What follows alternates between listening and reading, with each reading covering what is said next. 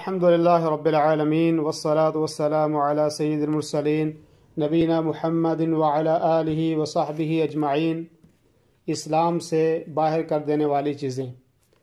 ہر مسلمان کو یہ بات معلوم ہونی چاہیے کہ اللہ تعالیٰ نے بندوں پر یہ واجب کیا ہے کہ وہ مکمل طریقے سے اسلام میں داخل ہو کر اپنے عقیدے اور عمل، اخلاق و معاملات قرآن و حدیث کے قالب میں ڈالیں اور کتاب و سنت کی ہر چھوٹی و بڑی مخالفت سے اجتناب کریں۔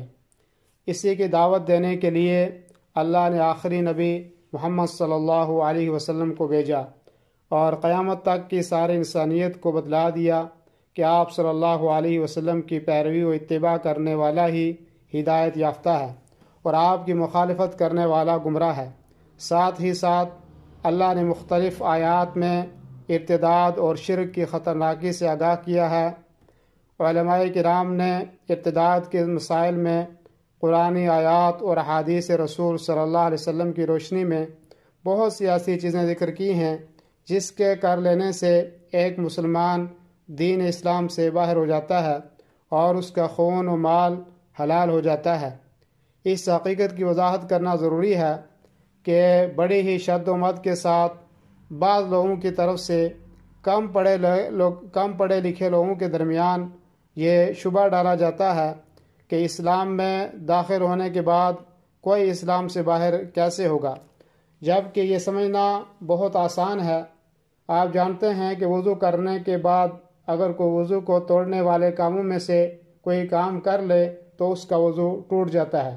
مثلا پاخانہ یا پیشاب کے راستے سے کوئی چیز نکل جائے یا گہری نیند آ جائے یا بغیر پردے کے آپ نے شرمگاہ چھو لے یا اونٹ کا گوشت کھا لے یا عقل کھو جائے۔ اسی طرح روزہ کی حالت میں اگر کوئی جان بوجھ کر کھا پی لے تو اس کا روزہ ٹوٹ جاتا ہے۔ ٹھیک بالکل اسی طرح اگر کوئی اسلام سے باہر کر دینے والے کاموں میں سے کوئی کام کر لے تو بلا شبہ وہ اسلام سے باہر ہو جائے گا۔ اس لیے ضروری ہے کہ ہر مسلمان نواقض اسلام کو اچھی طرح جانے تاکہ ہر ایسے عمل سے محفوظ رہے جو اسے اسلام سے باہر کر دینے والے ہوں۔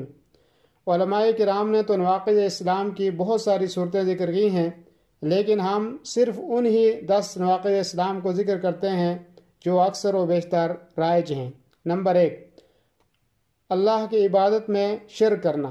اللہ تعالی نے فرمایا ان اللہ لا یغفر ان یشرک بہ ویغفر ما دون ذلک لمن یشاء، سورہ نساء آیت نمبر 48۔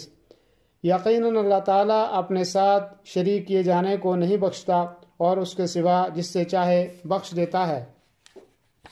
چنانچہ فوت شدہ انبیاء کرام و اولیاء اعظام یا دیگر مردوں سے دعا کرنا اور ان سے فریاد کرنا اور ان سے ایسے کاموں میں مدد مانگنا جس میں مدد کرنے کی طاقت صرف اللہ رکھتا ہے، مردوں یا کسی ولی کے لیے نظر و نیاز کرنا اور ان کا تقرب حاصل کرنے کے لیے جانور ذبح کرنا شرک اکبر ہے جس کا کرنے والا اسلام سے باہر ہو جائے گا۔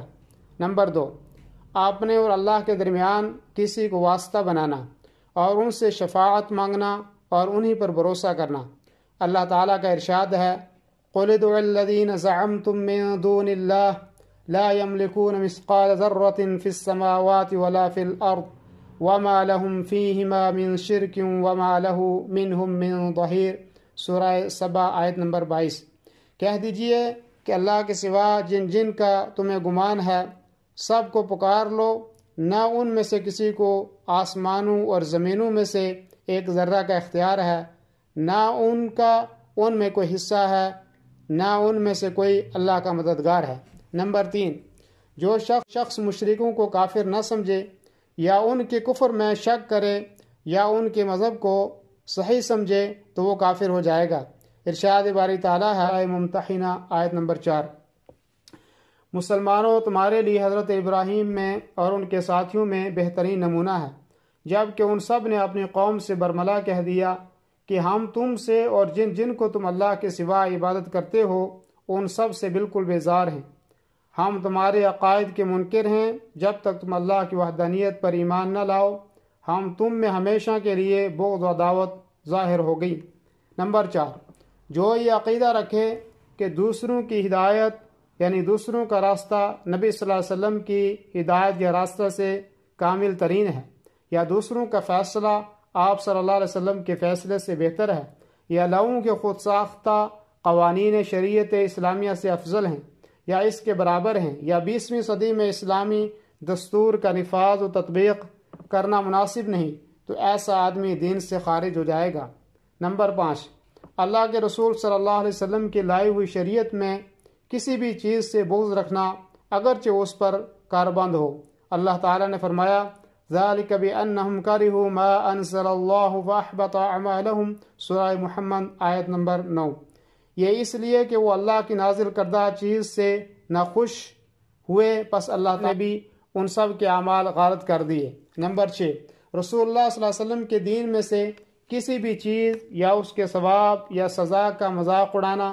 ارشاد باری تعالیٰ ہے قل باللہ وآیاتہ ورسولہ کنتم تستہزئون لا تعتذروا قد کفرتم بعد ایمانکم، سورہ توبہ آیت نمبر 65 اور 66۔ کہہ دیجئے کہ اللہ، اس کی آیتیں اور اس کا رسول ہی تمہارے ہنسی مذاق کے لیے رہ گئے ہیں۔ نمبر 7، جادو کرنا یا جادو کے ذریعے میاں بیوی میں محبت پیدا کرنا یا نفرت ڈالنا یا ان قوم میں سے راضی رہنا کفر ہے۔ اللہ تعالیٰ نے قرآن مقدس میں فرمایا وَمَا يُعَلِّمَانِ مِنْ أَحَدٍ حَتَّى يَقُولَا إِنَّمَا نَحْنُ فِتْنَةٌ فَلَا تَكْفُرْ، سورہ بقرہ آیت نمبر 102۔ وہ دونوں بھی کسی شخص کو اس وقت تک نہیں سکھاتے تھے جب تک کہ نہ کہہ دیں کہ ہم تو آزمائش ہیں۔ نمبر 8، مسلمانوں کے خلاف مشرکوں کی مدد کرنا۔ اللہ تعالیٰ نے فرمایا یا ایھا الذین آمنوا لا تتخذوا اليہود والنصارى اولیاء بعضهم اولیاء بعض ومن يتولهم منکم فإنه منهم ان اللہ لا يهدي القوم الظالمین، سورہ مائدہ آیت نمبر 51۔ اے ایمان والو، تم یہود و نصارہ کو دوست نہ بناؤ، یہ تو آپس میں ہی ایک دوسرے کے دوست ہیں۔ تم میں سے جو بھی ان میں سے کسی سے دوستی کرے تو وہ تو بے شک وہ انہی میں سے ہے۔ ظالموں کو اللہ تعالیٰ ہرگز راہ راست نہیں دکھاتا۔ نمبر 9، اس بات کا عقیدہ رکھنا کہ بعض لوگوں کے لیے محمد صلی اللہ علیہ وسلم کی شریعت سے نکلنا جائز ہے۔ اللہ تعالیٰ کا ارشاد ہے وَمَن يَبْتَغِ غَيْرَ الْإِسْلَامِ دِينًا فَلَن يُقْبَلَ مِنْهُ وَهُوَ فِي الْآخِرَةِ مِنَ الْخَاسِرِينَ، سورہ آل عمران آیت نمبر 85۔ جو شخص اسلام کے سوا اور دین تلاش کرے اس کا دین قبول نہ کیا جائے گا اور وہ آخرت میں نقصان پانے والوں میں ہوگا۔ نمبر 10، اللہ کے دین سے اعراض کرنا، نہ ہی اس سے سیکھنا اور نہ اس پر عمل کرنا۔ اللہ تعالیٰ نے فرمایا وَمَنْ أَظْلَمُ مِمَّنْ ذُكِّرَ بِآيَاتِ رَبِّهِ ثُمَّ أَعْرَضَ عَنْهَا إِنَّا مِنَ الْمُجْرِمِينَ مُنْتَقِمُونَ، سورہ سجدہ آیت نمبر 22۔ اس سے بڑھ کر ظالم کون ہے جو اللہ تعالیٰ کی آیتوں سے واعظ کیا جائے پھر بھی اس نے اس سے منہ پھیر لیا۔ یقین مانو کہ ہم بے گناہ گاروں سے انتقام لینے والے ہیں۔ ان مذکورہ نواقض اسلام کا صدور چاہے کسی سے بطور مذاق ہو یا حقیقت میں یا کسی چیز کے خوف دہشت سے ہو، بہر صورت وہ کافر ہو جائے گا۔ البتہ اگر کسی سے زبردستی ان میں سے کسی کا ارتکاب کرایا جائے تو ایسی صورت میں وہ انشاءاللہ معذور ہوگا۔ بلا شبہ یہ سارے کے سارے بہت ہی خطرناک ہیں، لیکن افسوس صد افسوس بکثرت اسلامی سماج میں موجود بھی ہیں، لہذا مسلمانوں کو چاہیے کہ اس سے بچیں اور اللہ کے عقاب سے خوف کھائیں۔ دینی و علمی بصیرت و بصارت سے کام لے کر ایسی کتابوں کا مطالعہ کریں جس سے صحیح علم حاصل ہو، کیونکہ ہر چیز سے پہلے علم دین کا سیکھنا ضروری ہے، اور جہالت وہ بیماری ہے جو انسان کو ہلاکت و بربادی کے دہانے تک پہنچا دیتی ہے۔ آج مسلم سماج میں کتنے ایسے فاسد اور باطل عقائد رائج ہیں جن کی بنیاد جہالت پر ہے، اور تعجب اس بات پر ہے کہ دنیاوی معاملات میں کوئی انسان جاہل رہنا قطعاً پسند نہیں کرتا، مگر وہی انسان دینی امور میں بڑی آسانی سے جہالت کا عذر پیش کر کے اپنی ساری ذمہ داری دوسروں پر ڈال دیتا ہے، جبکہ ہر انسان اپنے آپ عمل کا ذمہ دار ہے۔